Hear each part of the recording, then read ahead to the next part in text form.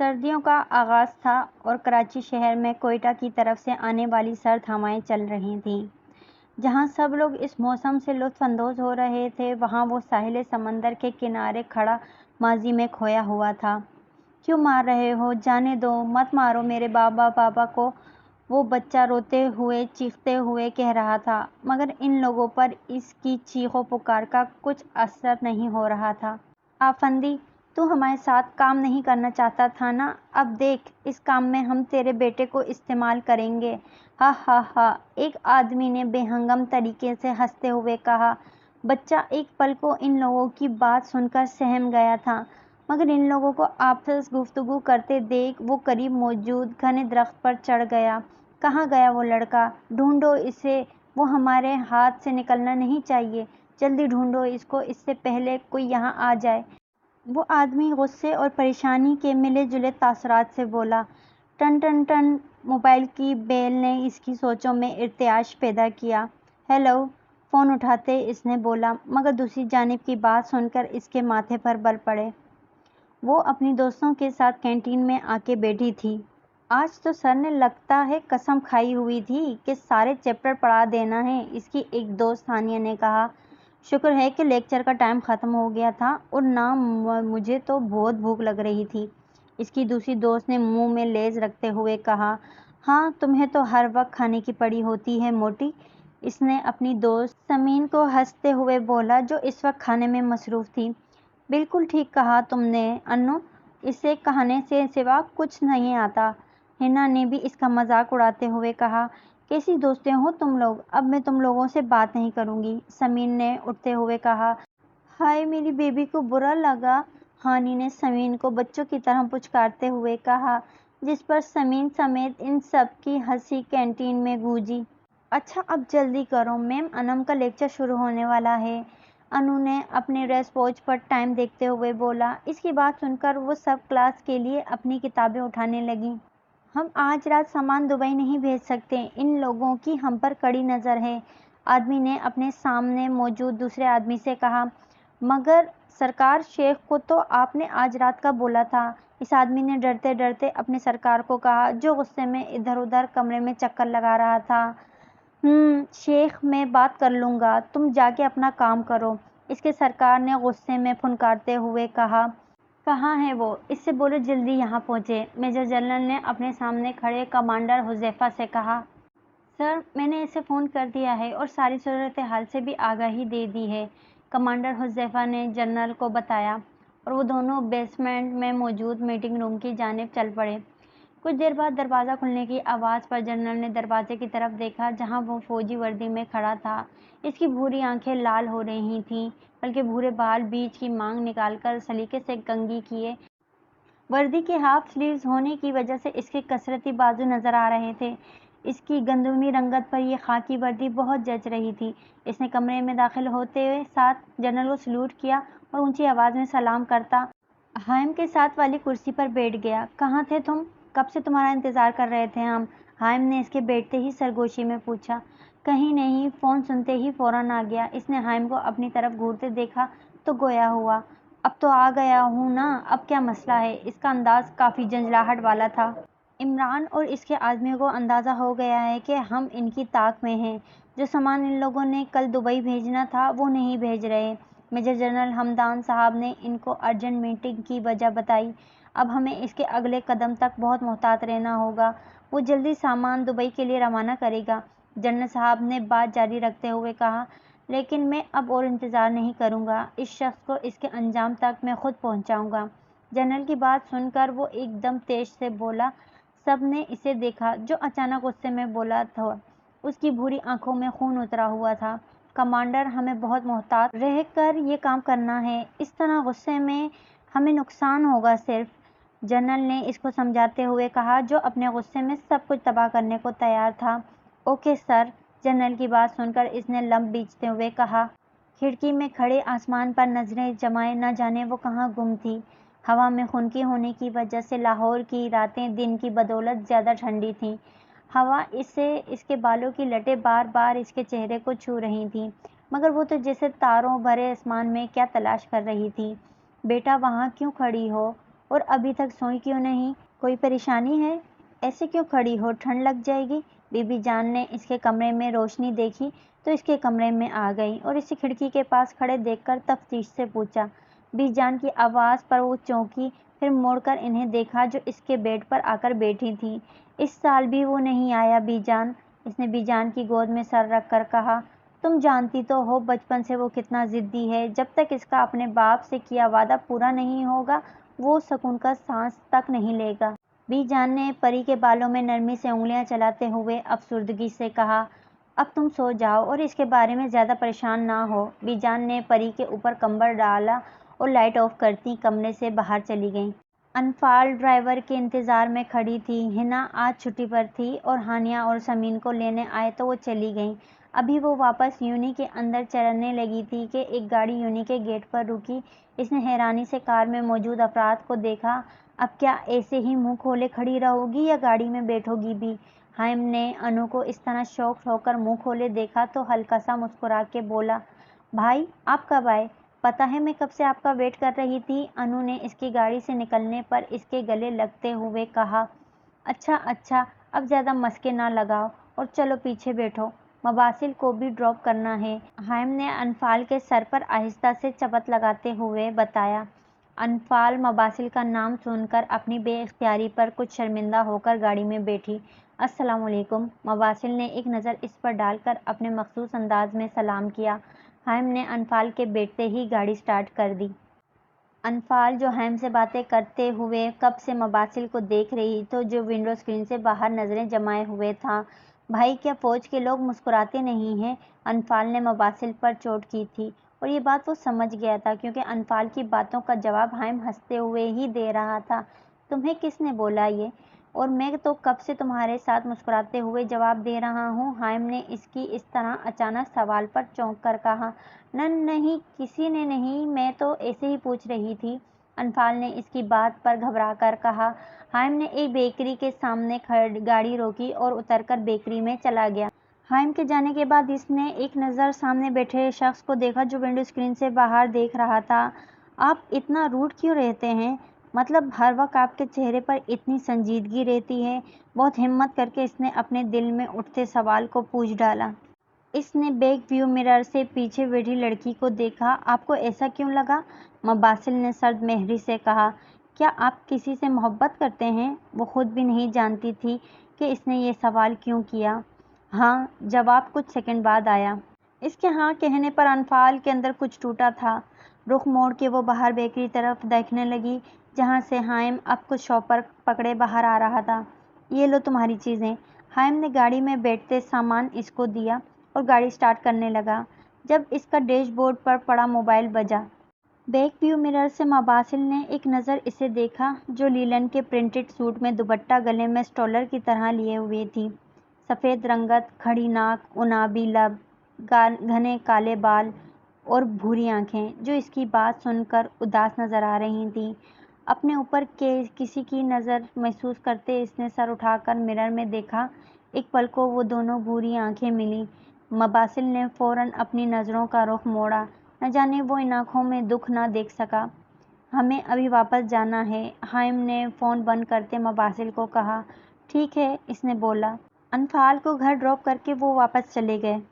یہ سارا سامان آج رات کراچی پورٹ سے دبئی بھیجنا ہے اور دھیان رہے کہ کسی کو بھی اس کا پتہ نہ چلے۔ وہ اپنے سامنے کھڑے آدمیوں سے بولا۔ سرکار، اگر پھر وہ لوگ ہم تک پہنچ گئے تو؟ ایک آدمی نے ڈرتے ڈرتے کہا۔ نہیں پہنچیں گے، آج رات یہ سب دبئی بھیجنا لازمی ہے ورنہ شیخ ہمیں نہیں چھوڑے گا۔ اب تم لوگ دفع ہو اور اپنے کام پر لگ جاؤ۔ عمران نے اپنی بات مکمل کرتے ہوئے آخر میں غصے سے ان آدمیوں کو کہا۔ نوجوانوں، آج کی رات ہمارے لیے بہت خاص ہے۔ آج ہم اس عمران کو رنگے ہاتھ پکڑیں گے۔ جنرل نے اپنے سامنے موجود فوجی جوانوں سے کہا۔ کراچی پورٹ سے آج منشیات اور اسمگلنگ کا سامان دبئی جائے گا اور اس سے پہلے ہمیں ان لوگوں کو پکڑنا ہے۔ انہوں نے تمام جوانوں کو بریف کرتے ہوئے کہا۔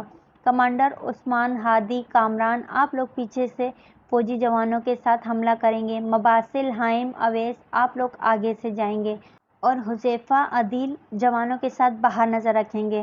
جنرل حمدان صاحب نے ان کو ان کی پوزیشن کے بارے میں بتایا۔ پاکستان زندہ باد۔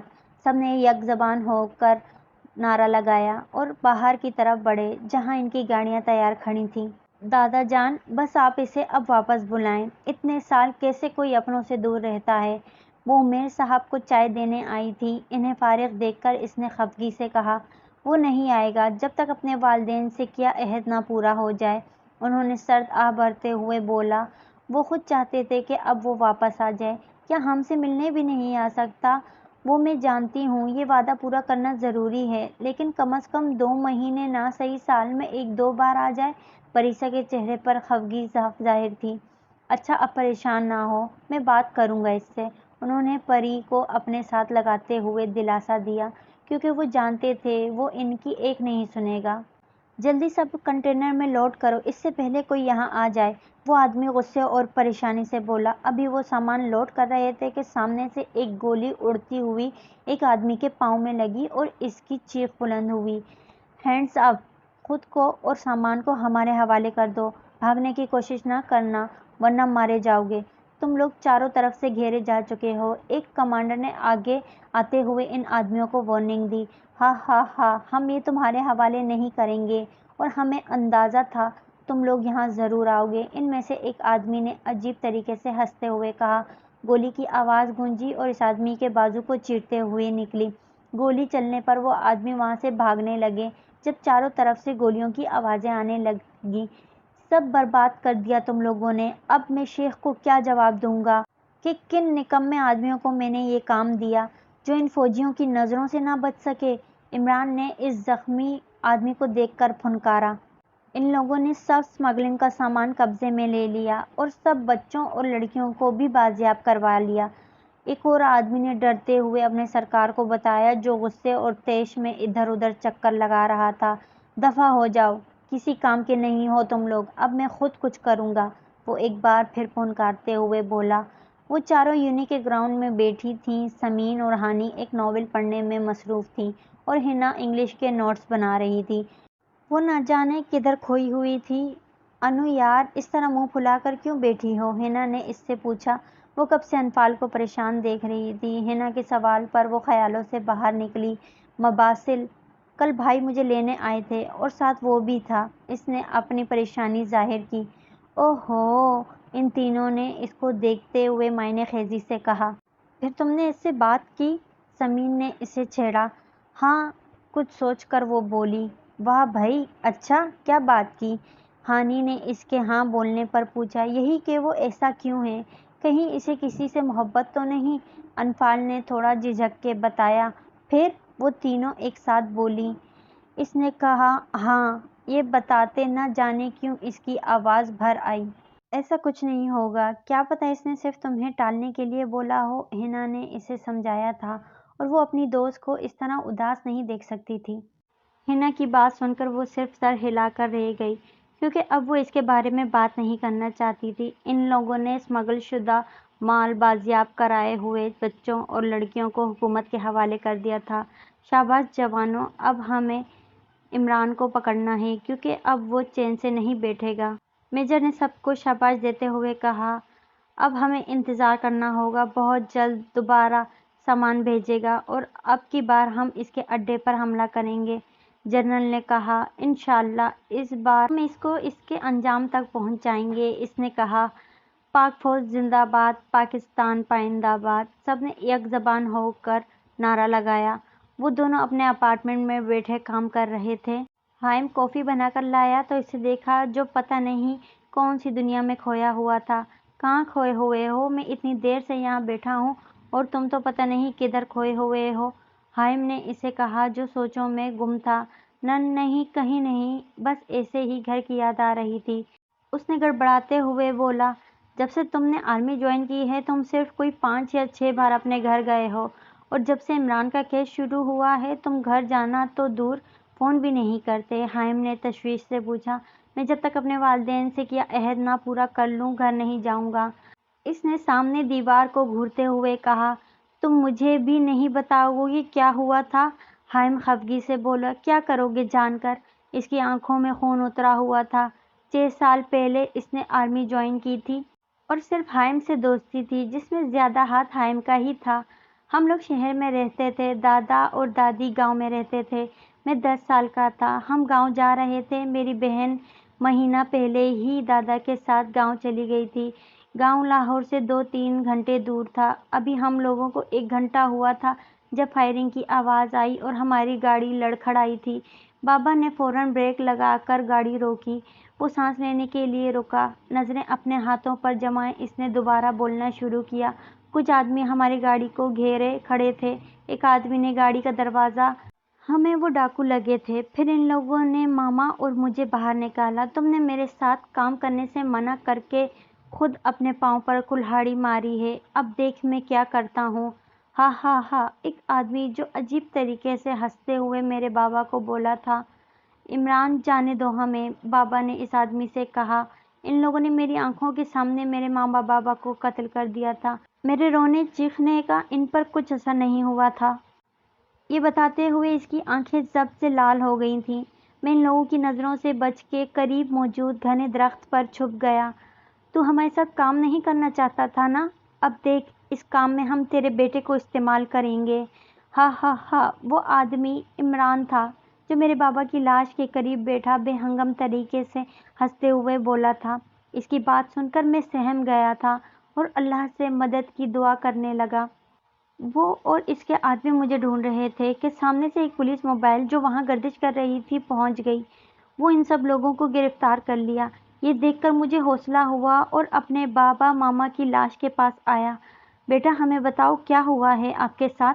एक पुलिस वाला मेरे पास आके बोला तो मैंने रोते हुए सब कुछ बता दिया। पुलिस वालों ने मुझसे घर का नंबर मांगा। डेड बॉडीज हमारे घर पहुंचा दी गई। हमारे घर को हराम हो गया। मेरी बहन जो माँ बाप का इंतजार कर रही थी, इनकी लाशों को देखकर अपने होश खो बैठी। मामा बाबा की डेथ के बाद मुझे और मेरी बहन को दादा और दादी दूसरे शहर ले गए। मेरे दादा और दादी ने हम दोनों बहन भाइयों को बहुत मुश्किल से संभाला था। एक बार मैंने दादा से पूछा, मामा बाबा इतनी जल्दी क्यों चले गए? सब लोग क्यों इस दुनिया से चले जाते हैं? तो दादा ने कहा, बेटा, हम जिंदगी जीते हैं लेकिन सिर्फ मरने के लिए। ये दुनिया फानी है, कोई यहाँ सारी उम्र नहीं रहता। एक दिन सब ने जाना होता है। अल्लाह ने हमें इस दुनिया में अपनी इबादत के अलावा किसी न किसी नेक काम के लिए इस दुनिया में भेजा है। इस दिन मैंने ये अहद किया कि मैं अपने माँ बाप की मौत का बदला इस जालिम इंसान से ज़रूर लूँगा, ताकि वो दोबारा किसी बच्चे के सर से माँ बाप का साया न छीने, क्योंकि इमरान अपने सोर्सेज होने की वजह से जेल से बाहर आ गया था। मैंने इस दिन अपने बाबा से ये अहद किया कि मैं इनके कातिल को इसके अंजाम तक पहुँचा के रहूँगा। हाइम ने इसे देखा, जिसकी आवाज़ रुंध गई थी, मगर वो कमाल जब्त से आंसू रोके हुए था। मबासिल ने अपनी बात ख़त्म करके हाइम की तरफ देखा। हाइम की आंखों में इसकी बात सुन के नमी आ गई। वो उठा और मबासिल को गले लगाते हुए बोला, मैं हमेशा तुम्हारे साथ हूँ। अल्लाह तुम्हें तुम्हारा अहद पूरा करने की हिम्मत दे, आमीन। 2 माह बाद वो यूनी से वापस आ रही थी जब ड्राइवर ने अचानक गाड़ी रोकी। सड़क तकरीबन सुनसान थी। भाई, गाड़ी क्यों रोक दी? इसने परेशानी से पूछा। मैडम, शायद पेट्रोल ख़त्म हो गया है, ड्राइवर गाड़ी चेक करते हुए बोला। अभी कुछ मिनट गुजरे थे, इसने बाबा को फ़ोन करके दूसरी गाड़ी भेजने का बोल दिया था। तभी एक कैरी डब्बा वहां आके रुका और चंद नकाबपोश आदमी इसमें से निकले। गाड़ी का दरवाज़ा खोल कर, वरना हम तुझे मार देंगे, एक नकाबपोश आदमी ने ड्राइवर से कहा। ये सुनकर पीछे बैठी अनफाल डर गई थी। कुछ दिनों से इसे महसूस हो रहा था जैसे कोई इस पर नज़र रखे हुए है, लेकिन इन लोगों को देखकर सही मायनों में इसे ज़मीन अपने पाँव से निकलती महसूस हुई। कौन लोग हो तुम और क्यों दरवाज़ा खोलें हम? वो हिम्मत। ए लड़की, तू अपनी ज़ुबान बंद कर और चुपचाप गाड़ी से उतर, एक आदमी ने गुस्से में इसे बोला। जब ड्राइवर ने दरवाज़ा नहीं खोला तो एक आदमी ने गाड़ी के टायर पर फायर किया। अब अगर दरवाज़ा ना खोला तो ये गोली तेरे भेजे में उतारूंगा, वो आदमी तेज में ड्राइवर से बोला। इसकी धमकी देने पर ड्राइवर और इसकी रूह कांप गई। भाई, अब दरवाज़ा खोल दे वरना ये लोग हमें मार देंगे, अनफाल ने डरते हुए कहा।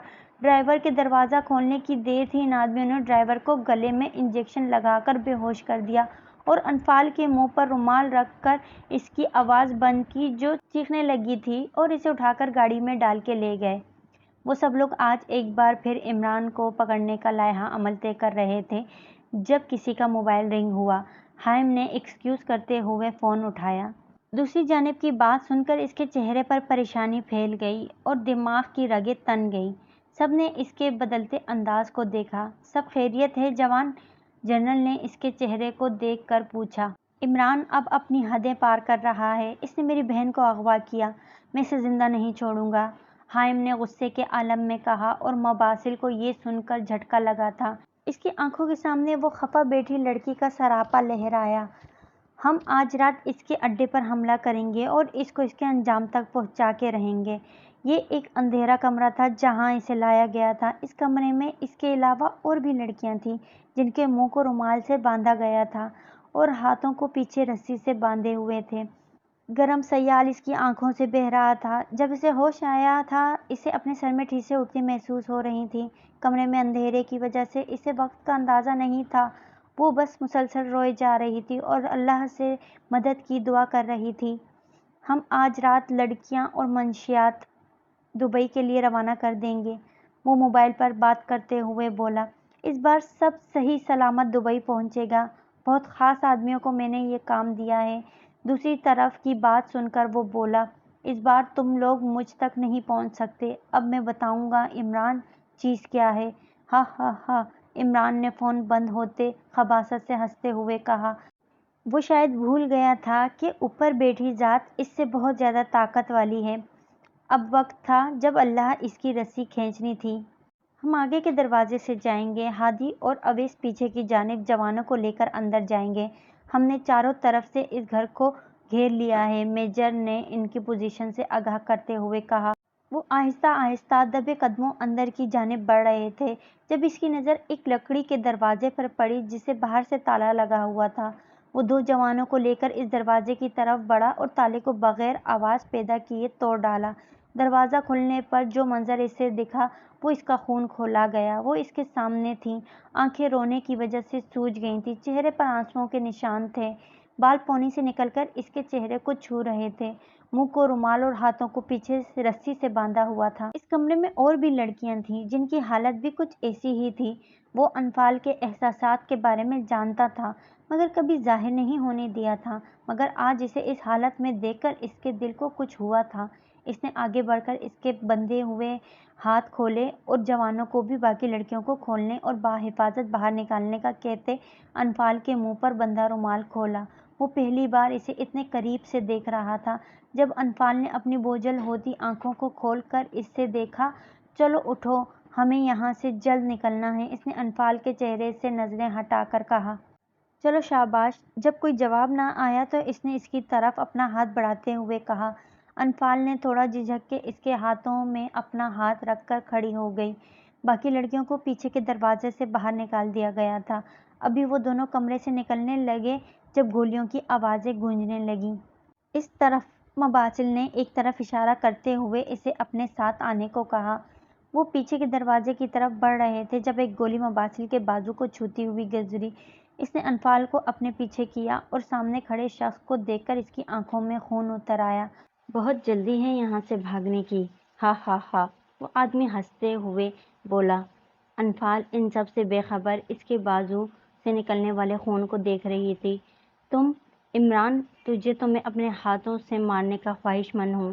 اپنے بابا سے کیا عہد آج پورا ہوگا، مباسل نے سامنے کھڑے عمران کو غصے میں دیکھتے ہوئے کہا۔ کون ہو تم؟ عمران کچھ شک سے بولا۔ وہی جس کے ماں باپ کو تم نے بے دردی سے قتل کیا، صرف اس لیے کہ میرے بابا نے تمہارے ساتھ اس گندے کام میں ساتھ نہیں دیا، وہ تیز سے بولا۔ اس کی آنکھوں میں جنون تھا جو سامنے والے کو ختم کر دینے کے لیے کافی تھا۔ تم فاروق آفندی کے بیٹے ہو؟ عمران کے چہرے پر ایک رنگ آ اور ایک جا رہا تھا۔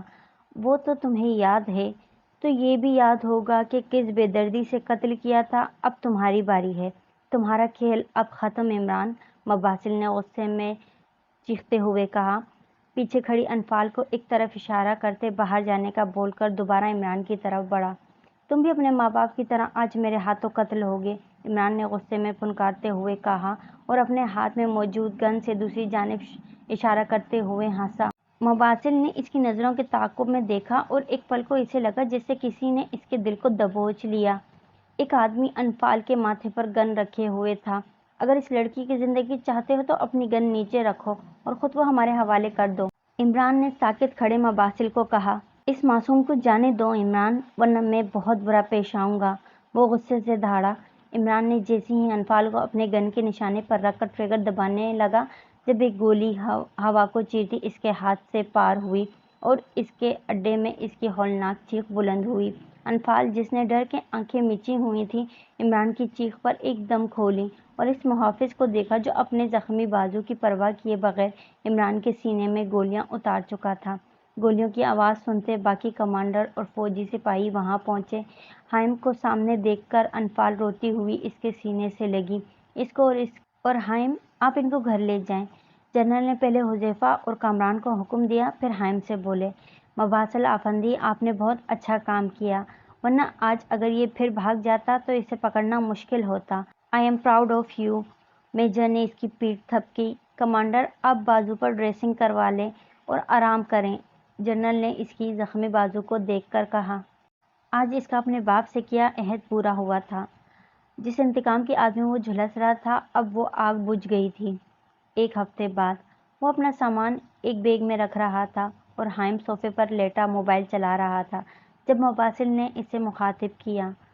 अनफाल अब कैसी है? इसने थोड़ा झिझक के हाइम से अनफाल के बारे में पूछा, जो इस वाक़े के बाद से काफ़ी डर गई थी। अभी भी अक्सर डर जाती है। मामा, बाबा और हेरा इसे वापस नॉर्मल करने की कोशिश कर रहे हैं। इंशाल्लाह जल्द ठीक हो जाएगी। इसके सवाल करने पर हाइम ने मशकूक नज़रों से इसे देखा, फिर अनफाल की हालत बताई। मुझे तुमसे बात करनी है। इसे बेड के किनारे बैठते जिसे अल्फाजों का चुनाव किया। हाँ बोलो। हाइम इसके अंदाज पर चौंका।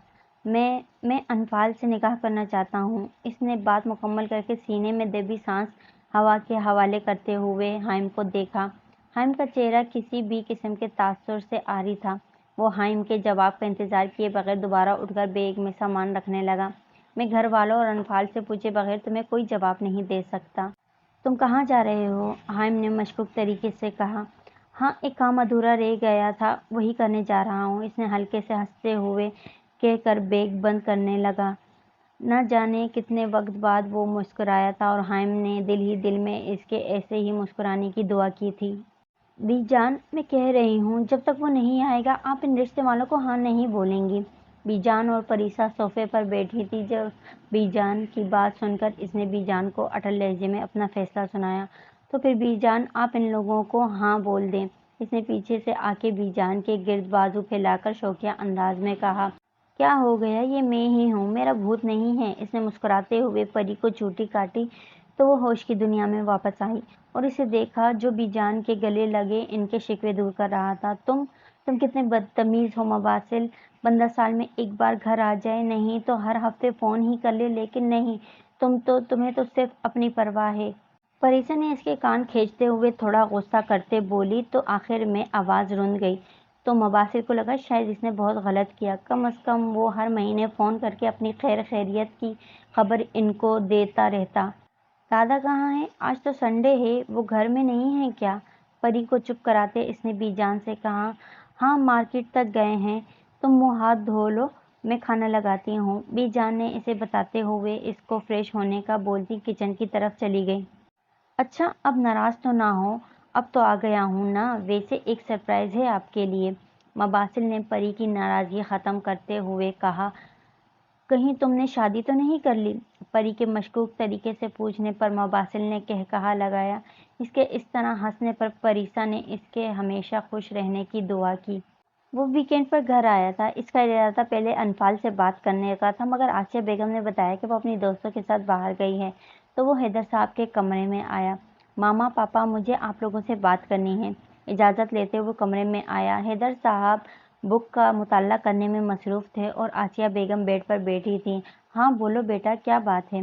हैदर साहब ने किताब साइड पर रखते हुए नरमी से कहा, आप लोग मबासिल को तो जानते ही हैं, वो अपने घर वालों को अनफाल के सिलसिले में भेजना चाहता है। हाइम ने तमहीद बांध के बात शुरू की। मिला हूँ मैं इससे, काफ़ी अच्छा और सुलझा हुआ लड़का है, लेकिन अनफाल की राय के बगैर मैं कुछ नहीं कह सकता। हैदर साहब ने कहा। हाइम खुद भी अनफाल की मर्जी जानना चाहता था। अभी वो लोग बात कर रहे थे जब अनफाल रूम में चली आई। अस्सलाम वालेकुम भाई, आप कब आए? इसने कमरे में दाखिल होते हुए सलाम किया और फिर हाइम से पूछा। हाइम ने अपनी बहन को देखा जो इस वाक़ये के बाद से काफ़ी संजीदा हो गई थी। मैं दोपहर में आया तो था, तुम बताओ तबीयत कैसी है? हाइम ने इसे बताते हुए इसकी तबीयत दरियाफ़्त की। ठीक हूँ, इसने अपना सर आसिया बेगम के कंधे पर रखते हुए कहा। बेटा, हमें आपसे बात करनी थी, हैदर साहब ने तमहीद बांधते हुए कहा। जी पापा बोलें। इनके इस तरह बोलने पर वो खटकी थी, मगर संभल के बोली।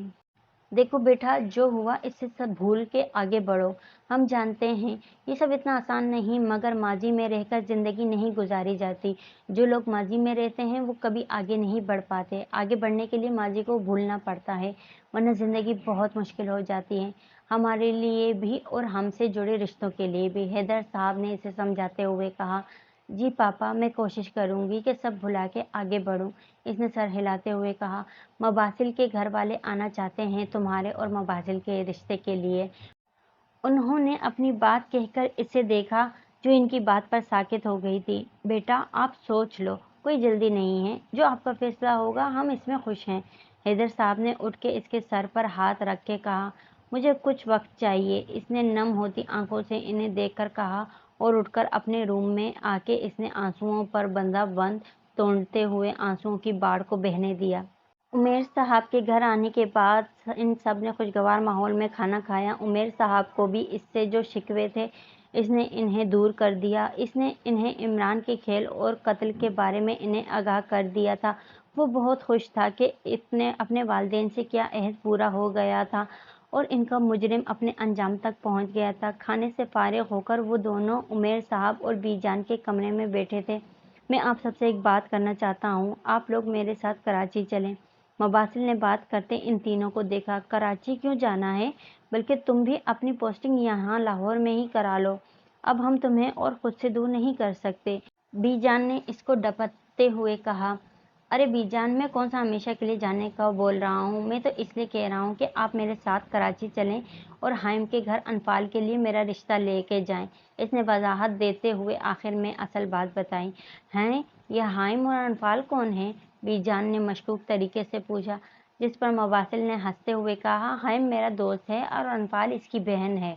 मबासिल ने वजाहत दी। ओहो, देख लें आप लोग, ये इसलिए यहाँ नहीं आता था और अब भी सिर्फ अपने रिश्ते की बात करने के लिए यहाँ आया है, परिसा ने नाराज़गी जाहिर करते हुए कहा। नहीं, ऐसा कुछ नहीं है। आप लोग वजह जानते हैं मैं किस लिए यहाँ नहीं आता था, और जब सब सही हो गया तो मैं इसलिए कहा। आप ही तो हर वक्त शादी का कहते रहते हैं, इसने परी की बात पर घबरा के कहा, जिस पर सब हंस पड़े। कब जाना है? उमेर साहब ने इससे कराची जाने का पूछा। अगले हफ्ते, मबासिल ने बताया। फिर तो बहुत कम वक्त है। खैर, कल से तैयारी शुरू करते हैं, बहू के लिए मंगनी की अंगूठी भी लेनी है, बीजान ने कहा। भाई, मुझे आपसे बात करनी है। अनफाल हाइम को लॉन में बैठे देखा तो वहीं आ गई। हाँ बोलो, आज हमारी गुड़िया को ऐसी क्या बात करनी है जो इस तरह तमहीद बांध रही है? हाइम ने अनफाल को प्यार से बोला। आपके दोस्त ने हमदर्दी में मेरा रिश्ता मांगा है। वो बात जो इसे कब से खटक रही थी हाइम को बोल दी। तुम्हें ऐसा क्यों लगा कि वो हमदर्दी में तुमसे शादी करना चाहता है? हाइम को अंदाज़ा नहीं था कि वो रिश्ते की बात को ये रोक देगी, क्योंकि मेरे साथ जो हुआ, इन्हें सिर्फ मुझसे हमदर्दी हो रही है और कुछ नहीं, अनफाल ने बेरुखी से कहा। इसे वो बात याद थी जब इसने मबासिल से पूछा था कि वो किसी से मोहब्बत करता है, तो इसने हाँ में जवाब दिया था। अगर ऐसा होता तो मैं इसे फ़ौरन इनकार कर देता, मगर इसके लहजे में तुम्हारे लिए परेशानी और आंखों में तुम्हारे लिए मोहब्बत देख चुका हूँ, इसीलिए मैंने ये बात की, वरना तुम हमारे लिए बोझ नहीं हो। हाइम की बात पर इसने सर उठा के इसे देखा। अब फैसला तुम्हारा है कि तुम क्या जवाब देती हो। वैसे भी अगले हफ्ते वो अपनी फैमिली को हमारे घर ला रहा है। इनसे मिलकर तुम जो फैसला करोगी हमें मंजूर है, हाइम ने इसे समझाते हुए बताया। जो आप लोगों का फैसला होगा मुझे मंजूर है। आप मामा पापा को बता दें। इनके रिश्ते की हामी सुनकर हाइम ने इसके सर पर हाथ रखा और इसे आराम करने का बोलते हैदर साहब के कमरे की तरफ चला गया। रूम में आके इसने ग्रुप में कॉन्फ्रेंस कॉल की, जिसमें इसके तीनों दोस्तों ने पिक की। क्या जवाब देकर आई हो? देखो, अब तो तुम्हारे दिल की मुराद पूरी हो रही है, तो अब तुम पीछे हट रही हो। इन तीनों को वो शाम में ही मबासिल के रिश्ते के बारे में बता चुकी थी, तभी इसके कॉल करने पर वो तीनों शुरू हो चुकी थी। कुछ बोलो भी अनु, क्या जवाब देकर आई हो? अनफाल के कुछ ना कहने पर हिना गुस्से से बोली। میں نے بھائی اور ماما پاپا کو فیصلے کا حق دے دیا ہے اور وہ اگلے ہفتے اپنی فیملی کو ہمارے گھر لا رہے ہیں، انفال نے آنسوؤں کا گولا حلق میں اتارتے ہوئے بتایا، اور پھر وہ تینوں انفال کو چڑھانے میں لگ چکی تھیں۔ جمعے کو ہی وہ کراچی پہنچ گئے تھے اور مباسل کے اپارٹمنٹ میں رکے تھے۔ اپارٹمنٹ میں 4 کمرے، اٹیچ باتھ روم، لاؤنج اور اس کے ساتھ اوپن کچن تھا۔ آج وہ سب حیدر صاحب کے گھر جانے کی تیاری کر رہے تھے۔ ادھر حائم بھی اپنے ماں باپ کو مباسل کے والدین کے بارے میں بتا چکا تھا۔ مباسل، عمیر صاحب، بی جان اور پری جب حیدر صاحب کے گھر پہنچے تو ان کا استقبال بہت اچھے سے کیا گیا۔ مباسل بلیک پینٹ کے ساتھ بلیک ٹی شرٹ پہنے، جس کے ہاف سلیوز میں سے اس کے کسرتی بازو نظر آ رہے تھے اور بائیں بازو پر گولی کا نشان ابھی بھی موجود تھا۔ وہ سب لوگ لاؤنج میں بیٹھے تھے جب عمیر صاحب نے بات شروع کی۔ ہم آپ کی بیٹی انفال کا ہاتھ اپنے پوتے مباسل کے لیے مانگنا چاہتے ہیں۔ اس کے والدین زندہ ہوتے تو وہ آتے، مگر ان دونوں کے بعد ہم ہی ان دونوں کے والدین ہیں۔ عمیر صاحب نے بغیر تمہید باندھے اپنے آنے کا مقصد بتایا۔ جی، حائم نے بتایا تھا۔ بہت افسوس ہوا سن کر، لیکن اللہ کا شکر ہے اس نے اس بچے کو اتنی ہمت اور حوصلہ دیا اور ان کے مجرم کو اس کے انجام تک پہنچایا۔ حیدر صاحب نے پہلے افسوس کیا اور پھر مباسل کو شاباش دیتے ہوئے کہا، ہمیں یہ رشتہ منظور ہے۔ آج سے انفال آپ کی بیٹی ہے۔ حیدر صاحب نے انہیں اپنے فیصلے سے آگاہ کرتے ہوئے کہا اور سب مبارکباد دی۔ آسیہ بیگم، آپ انفال کو لے آئیں۔ حیدر صاحب نے آسیہ بیگم سے کہا تو آسیہ بیگم پری کو بھی اپنے ساتھ انفال کے روم میں لے گئی۔ وہ دونوں انفال کے کمرے میں داخل ہوئی، جہاں انفال کے ساتھ اس کی تینوں دوستیں بھی موجود تھیں۔ لائٹ پرپل کلر کی گھٹنوں تک آئی فراک کے ساتھ وائٹ چوڑی دار پاجامہ پہنے، کانوں میں سفید موتی والی بالیاں، بال کی فرینچ چوٹی بنائے ہلکے میک اپ میں بہت حسین لگ رہی تھی۔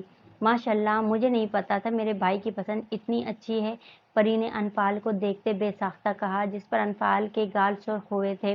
لڑکیوں چلو سب باہر، سب انفال کا انتظار کر رہے ہیں۔ آسیہ بیگم نے انفال کی نظر اتارتے کہا۔ ہنا اور سمین اسے باہر لاؤنج میں لے آئیں اور ہانیہ نے مٹھائی لا کے سینٹر ٹیبل پر رکھی۔ مباسل انفال کو دیکھ کر کھڑا ہو گیا۔ اس کی نظریں انفال پر سے ہٹ ہی نہیں رہی تھیں۔ انفال نے خود پر کسی کی نظروں کو محسوس کرتے سر اٹھا کے اسے دیکھا، جو سب سے بے نیاز اسے دیکھنے میں مصروف تھا۔ مباسل کی نظروں سے نہ جانے کیوں وہ خود میں سمٹی اور نظریں جھکا گئی۔ انفال کو اس کے ساتھ لا کے بٹھایا گیا۔ آپ اجازت دیں تو ہم منگنی کی انگوٹھی انفال کو پہنا دیں۔ بی جان نے حیدر صاحب اور آسیہ بیگم سے اجازت مانگی تو ان کے ہاں کہنے پر بی جان نے انگوٹھی مباسل کے ہاتھ میں دی، جسے مباسل نے انفال کو پہنایا۔ بہت بہت مبارک ہو، حیدر صاحب نے مباسل کو گلے لگاتے ہوئے کہا۔ ہم چاہتے ہیں کہ پری کی شادی کے بعد ہی مباسل کی بھی شادی ہو جائے، عمیر صاحب نے کہا۔ اب سے انفال آپ کی امانت ہے، جب چاہیں لے جائیں، حیدر صاحب نے عمیر صاحب کو تسلی دیتے ہوئے کہا۔ ٹھیک ہے، پھر اگلے مہینے کی 15 تاریخ کو ہم اپنی امانت آپ سے لینے آئیں گے، اور ہمیں کسی جہیز کی ضرورت نہیں ہے، بس اب آپ لوگ شادی کی تیاریاں شروع کریں۔ عمیر صاحب نے شادی کی تاریخ بتانے کے بعد کہا۔ انفال اب اپنی دوستوں اور پری کے درمیان بیٹھی تھی، لیکن مسلسل اس کی نظروں کی تپش خود پر محسوس کرتے اس نے آسیہ بیگم سے اندر جانے کا بولا تو انہوں نے اسے کمرے میں بھیج دیا۔ وہ جو حائم کے ساتھ باتوں میں مصروف تھا، مگر دھیان انفال پر تھا۔ انفال کے اندر جانے کے بعد اس کے چہرے پر مسکراہٹ پھیل گئی۔ دونوں گھروں میں شادی کی تیاریاں زور و شور سے شروع ہو رہی تھیں۔ شادی سے ایک ہفتہ پہلے مباسل کے گھر والے اور رشتہ دار کراچی آ گئے۔ آج مہندی تھی، جو کہ حیدر ولا میں ہی کمبائن رکھی گئی تھی۔ اسٹیج کو گیندے کے زرد پھولوں سے سجایا گیا تھا۔ پورا حیدر ولا روشنیوں میں نہایا ہوا تھا۔ مباسل کی فیملی جب حیدر ولا پہنچی تو ان کا استقبال بہت پرتپاک طریقے سے ہوا۔ مباسل سفید کرتے پر ہرے رنگ کی ویسٹ کوٹ پہنے بہت پرکشش لگ رہا تھا۔ مباسل کو اسٹیج پر بٹھانے کے کچھ دیر بعد انفال کو لایا گیا، جو پیلے اور ہرے رنگ کے امتزاج کے ٹخنوں تک آئی فراک کے ساتھ پیلے رنگ کا دوپٹہ سر پر اچھے سے سیٹ ہوا اور ہلکے میک اپ میں بہت خوبصورت لگ رہی تھی۔ انفال کے اسٹیج کے قریب آنے پر مباسل نے اپنا ہاتھ انفال کی طرف بڑھایا، جسے انفال نے نظر اٹھا کر اسے دیکھا اور اپنا مہندی سے سجایا ہاتھ اس کے ہاتھ پر رکھ دیا، جس پر ساری ینگ جنریشن نے ہوٹنگ کی۔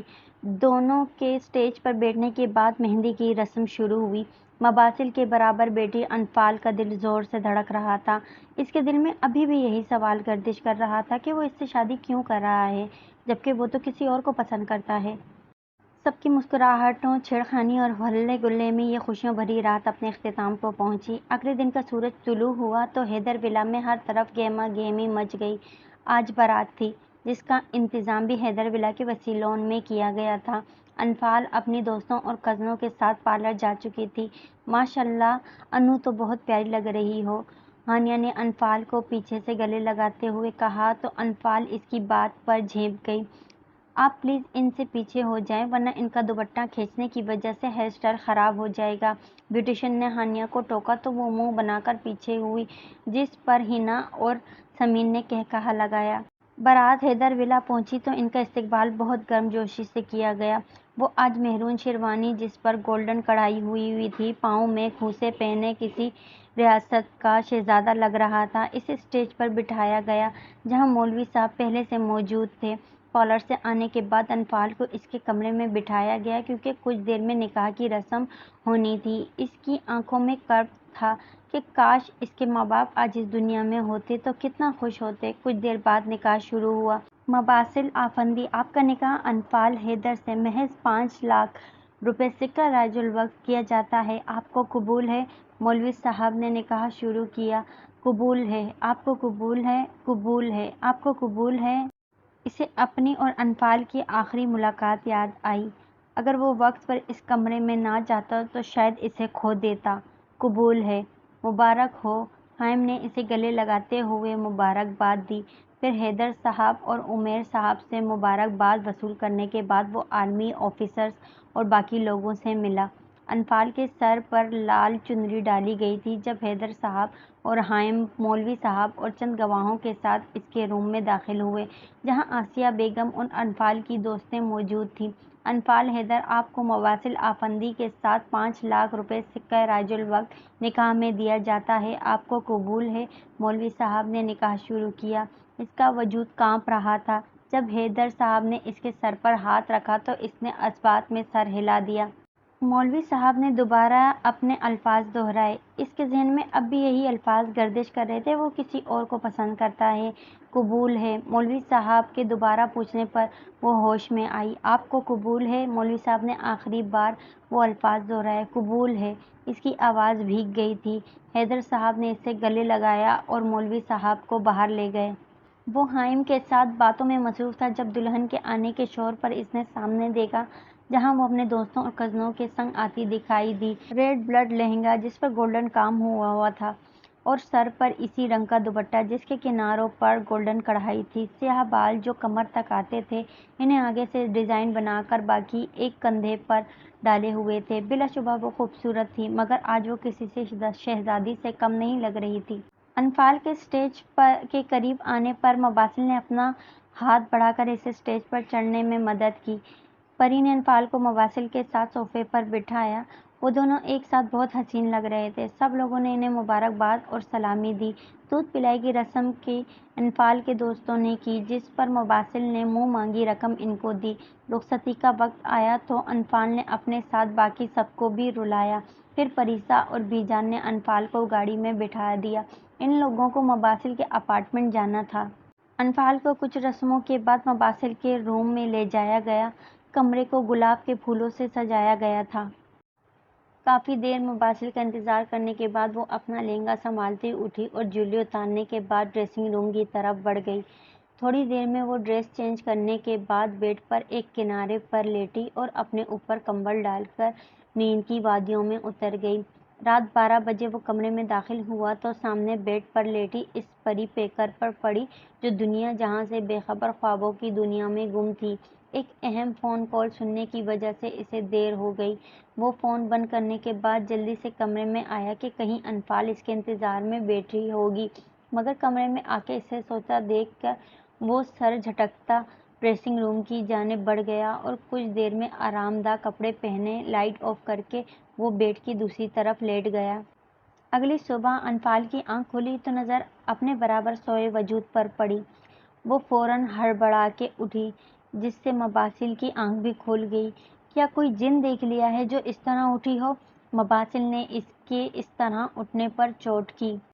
آپ یہاں کیا کر رہے ہیں؟ انفال نے اس کے سوال کو اگنور کرتے ہوئے پوچھا۔ مباسل نے اس کے اس بے تکے سوال پر نفی میں سر ہلایا۔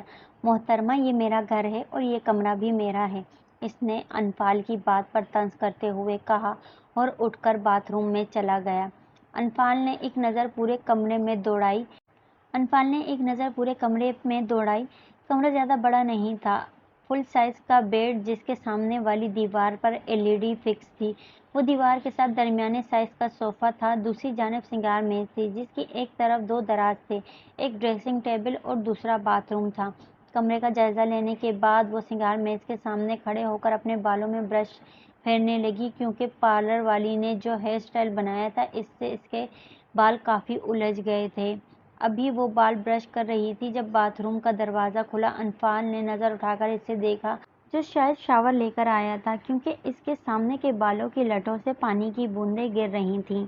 نظر لگانی ہے کیا؟ جانتا ہوں بہت پیارا لگ رہا ہوں، مباسل نے اس کے اس طرح خود کو دیکھتے ہوئے کہا، جس پر وہ ہوش میں آئی۔ کچھ زیادہ ہی خوش فہمی ہو رہی ہے، انفال نے سنبھلتے ہوئے کہا۔ کیا کریں، کچھ لوگ ہمیں دیکھ کے ہوش کھو دیتے ہیں، مباسل نے اس کے ہاتھ سے برش لیتے ہوئے کہا۔ وہ اس کی بات کا جواب دیے بغیر پاس سے گزرنے لگی جب مباسل نے اس کی کلائی تھامی۔ چھوڑے میرا ہاتھ، انفال اس کے ہاتھ پکڑنے پر کرنٹ کھا کر مڑی۔ مجھے تم سے بات کرنی ہے، مباسل نے اب کی بار اس کا دوسرا ہاتھ بھی اپنی گرفت میں لیتے ہوئے کہا۔ لیکن مجھے آپ سے کوئی بات نہیں کرنی۔ انفال مسلسل اپنے ہاتھوں کو اس کی مضبوط گرفت سے آزاد کرنے کی ناکام کوشش میں لگی تھی۔ کیوں؟ کسی اور کو چاہتی تھی؟ تم مجھ سے شادی کے لیے ہاں کیوں کی؟ اس نے انفال کی بات پر غصے میں کہا۔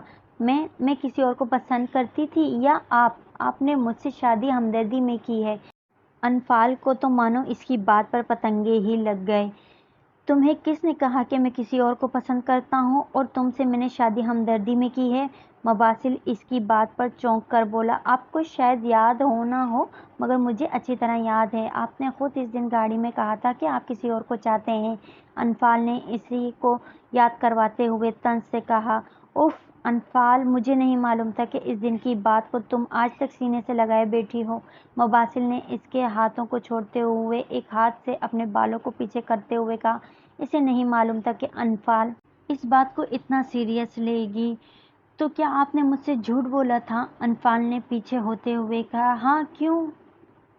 کیونکہ میں نہیں چاہتا کہ تم مجھے لے کر اپنے دل میں کوئی جذبہ پیدا کرو، اور تمہارے دل میں موجود میرے بارے میں جو احساسات تھے میں ان سے واقف تھا، اور کہیں نہ کہیں میرے دل میں بھی تمہارے لیے وہی جذبات ہیں، لیکن اس وقت میں تمہیں یہ بتا کر ان جذبات کو بڑھانا نہیں چاہتا تھا۔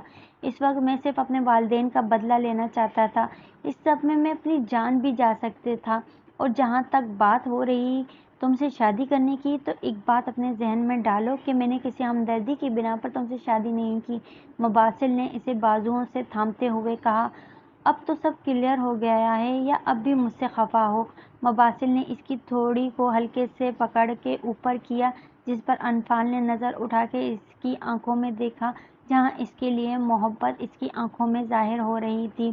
سوری مباسل، میں نہ جانے کیا کیا بول گئی۔ انفال اس کی آنکھوں میں زیادہ دیر نہیں دیکھ پائی اور مباسل کے سینے سے لگ کر رونے لگی، جس پر مباسل نے اس کے گرد اپنے بازوؤں کا حصار باندھا اور اس کے بال سہلانے لگا۔ اچھا، اب رونا بند کرو اور فریش ہو کر آؤ، مباسل نے کچھ دیر بعد اسے خود سے لگ کرتے ہوئے کہا، جس پر وہ سر ہلاتی باتھ روم میں فریش ہونے چلی گئی۔ انفال جب فریش ہو کر باہر آئی تو مباسل کو اپنے انتظار میں پایا۔ مباسل نے انفال کا ہاتھ نرمی سے تھام کر اس میں خوبصورت سا بریسلٹ پہنا کر اس کے ہاتھ اپنے لبوں سے لگائے۔ یہ تمہاری منہ دکھائی، کل رات تو جب میں آیا تو تم سو گئی تھیں، مباسل نے انفال کے شرمائے ہوئے چہرے کو دیکھ کر کہا۔ چلو باہر چلتے ہیں، ناشتہ لگ چکا ہے، اور وہ سر ہلاتی اس کے پیچھے ڈائننگ ہال کی طرف بڑھ گئی۔ سب ناشتے پر ان کا انتظار کر رہے تھے۔ وہ دونوں اسٹیج پر بیٹھے تھے۔ آج ان کا ولیمہ تھا جو لاہور کی ایک مارکی میں ارینج کیا گیا تھا۔ انفال بیج رنگ کی میکسی زیب تن کیے تھی، جبکہ مباسل نے بلیک پینٹ کوٹ پہنا ہوا تھا۔ مباسل نے آگے ہو کر انفال کے کان میں کچھ کہا، جس پر وہ کھلکھلا کر ہنسی تھی اور کیمرہ مین نے اس منظر کو اپنے کیمرے میں محفوظ کیا۔ ان دونوں کو مسکراتا دیکھ چاند تاروں نے ان کے ہمیشہ مسکرانے کی دعا کی۔ اور محبت اور انتقام کی یہ داستان ختم ہوتی ہے۔ تو دوستوں، امید کرتی ہوں کہ آپ کو کہانی پسند آئی ہوگی۔ اگر آپ کو کہانی پسند آئی ہے تو کہانی کو لائک اور میرے چینل کو سبسکرائب ضرور کیجیے گا اور بیل آئیکن دبا دیں تاکہ آنے والے اگلی داستان کی نوٹیفیکیشن آپ تک پہنچ جائے۔ آنے والی اگلی داستان عشق یارم ہے۔